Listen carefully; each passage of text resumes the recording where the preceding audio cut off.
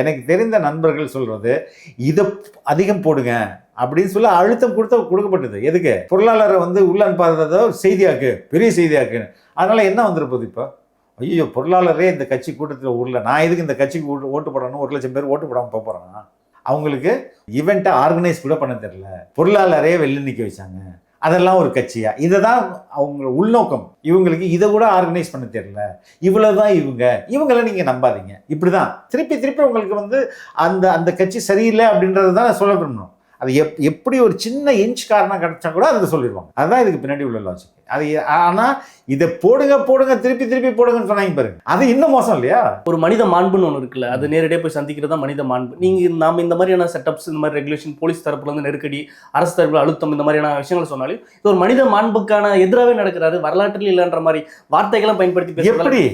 ஏன் வரலாற்றிலே இல்லைன்னு என்ன அர்த்தம்? ஏங்க, ஒன்று நாங்கள் சந்திக்கணும், இல்லை நீங்கள் சந்திக்கணும். சந்திப்பு தானே முக்கியம். ஒரு செல்வா குறைக்கணுன்றதுக்காக எந்த இடத்துக்கெல்லாம் போகலாம், எந்த எல்லைக்கு வேணும்னாலும் போவாங்க, எந்த எல்லைக்கு வேணாலும் போவாங்க.